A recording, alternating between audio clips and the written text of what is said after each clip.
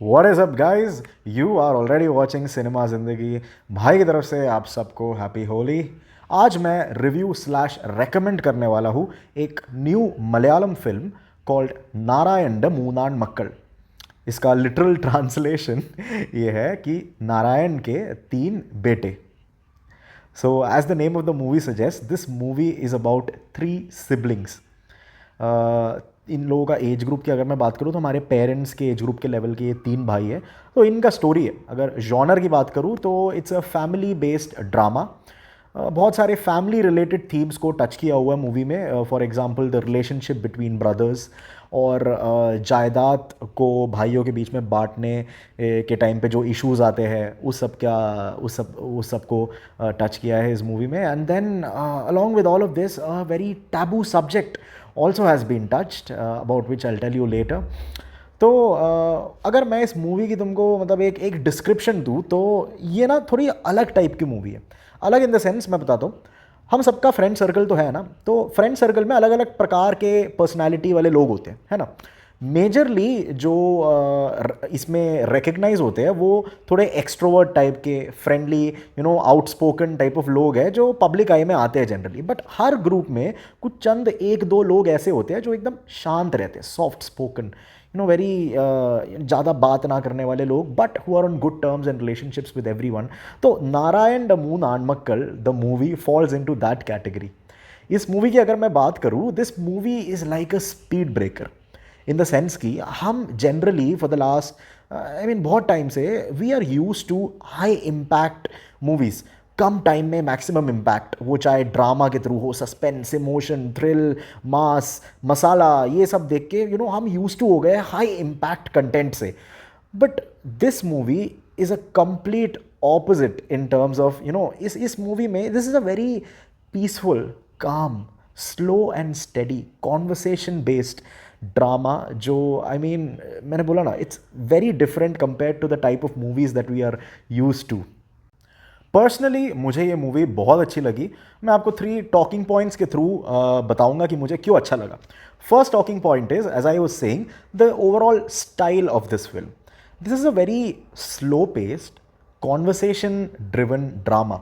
इस मूवी का story unfold हम जो स्क्रीन में देख रहे हैं उससे नहीं होता, बट लोगों का कॉन्वर्सेशंस और डिस्कशंस और डायलॉग्स के थ्रू स्टोरी अनफोल्ड होता है। And the makers, film makers have tried their level best कि रियलिटी को जितना ज़्यादा स्क्रीन पे दिखाया जाए। फॉर एग्जांपल मैं बताता हूँ, अब जब एक फैमिली डाइनिंग टेबल पे बैठ के खाना खाता है तो हर सेकंड पे कोई बात तो नहीं करता ना। लोग थोड़ा सा बात करते हैं, फिर सब लोग खा रहे होते हैं तो एक साइलेंट फेज होता है, लोग इधर उधर करीज एंड चावल वावल सब पास करते हैं। फिर उसके बीच में कोई दो लोग कुछ एक चीज़ के बारे में बात करते हैं, फिर से थोड़ा साइलेंट फेज होता है, फिर बीच में तो स्पॉडियक कॉन्वर्सेशंस होता है। इस मूवी में भी कॉन्वर्सेशंस को ऐसे ही पोर्ट्रे किया हुआ है जैसे रियलिटी में हम कॉन्वर्सेशन करते हैं। We are not always ready with answers और डायलॉग्स और एनीथिंग। हम किसी से अगर जब बात करते हैं तो थोड़ा बात करते हैं, फिर सोचते हैं, फिर थोड़ा साइलेंस होता है, फिर से थोड़ा बात करते हैं। तो ऐसे रियल कॉन्वर्सेशंस के थ्रू इस मूवी का स्टोरी इवॉल्व होता है। तो ये एक पॉजिटिव भी है, नेगेटिव भी है। नेगेटिव इसलिए क्योंकि हम लोग यूज टू हो गए हैं, जैसे मैंने पहले बोला, हाई इंटेंसिटी कंटेंट से। रील्स, आजकल की मूवीज़, इन सब की वजह से ना our brain is wired in the sense कि हमें एकदम कंटेंट चाहिए और एकदम फास्ट कंटेंट चाहिए, हाई इम्पैक्ट कंटेंट चाहिए। इस हाई इम्पैक्ट कंटेंट की दुनिया में ये मूवी एक टोटल ऑपोजिट है, a breath of fresh air. So that's why I said it's a positive also. For me, it was a breath of fresh air. It was something different than what I generally see or watch. And that is why I liked it. The second point of discussion is, मेरी बात सुन के ये मत सोचना कि इस movie में story है ही नहीं। इस मूवी का स्टोरी बहुत अच्छा है। Lot of drama induced factors इस मूवी में। For example the themes which are being discussed, भाइयों के बीच का इमोशंस, फिर जब जायदाद के डिवीज़न की बात आती है तो इनके बीच में जो झगड़े होते हैं, फिर जैसे मैंने बोला कि एक टैबू सब्जेक्ट को भी इस स्टोरी के अंदर इनकॉर्पोरेट किया हुआ है जो सॉर्ट ऑफ कंजर्वेटिव लोगों के लिए वो एक्सेप्ट करना थोड़ा मुश्किल होगा। और थोड़े से और social issues, for example caste based issues और इंटरकास्ट मैरिज रिलेटेड इश्यूज़, ये सब एक फैमिली के अंदर हो रहा है। तो जब ये सब धीरे धीरे स्टोरी में आता है और इवॉल्व होता है तो the movie becomes more and more interesting. as the story progresses. And that is the beauty about this film.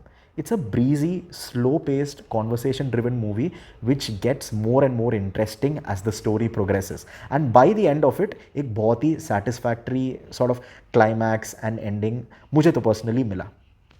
Third talking point is ऐसे slow paced drama emotional sort of movies में the acting has to be top notch. And इसके लिए जो तीन भाइयों का role play करने के लिए जो एक्टर्स हायर हुए हैं, these three are acting power houses of Malayalam cinema. Suraj Venjaramoodu, Joju George and Alencier. तो इन तीनों ने भाई साहब एकदम धमाकेदार एक्टिंग परफॉर्मेंस किया हुआ है. तीनों भाइयों का ना एक अलग ही कैरेक्टरिस्टिक ट्रेट है. तो इन्होंने अपने अपने कैरेक्टरिस्टिक ट्रेट को इतने ओरिजिनली पोर्ट्रे किया हुआ है कि मतलब हमें लगता ही नहीं कि यार एक्टिंग है, they are living the roles. Along with that जो सपोर्टिंग एक्टर्स भी है, जो इन कैरेक्टर्स के बच्चे होते हैं और वो सब, इन मतलब ओवरऑल पूरे मूवी में एक्टर्स और कैरेक्टर्स बहुत कम है, बट जिन लोगों ने भी किया है एक्टिंग एकदम ऑथेंटिक वे में, एकदम बढ़िया वे में पोर्ट्रे किया है. और अगर टेक्निकल एस्पेक्ट्स की भी मैं बात करूँ तो एकदम complementary music, cinematography, style and everything. So overall अगर मैं मूवी की बात करूँ, it's a very different sort of a film. It's a family based drama which is slow and steady, conversation driven story है, and lot of emotions, lot of undercurrents, but by the end of it, it was a very rewarding watch. So that is why I recommend you to give this a try. Maybe आपको पसंद आए, but I'll tell you, be patient with the film.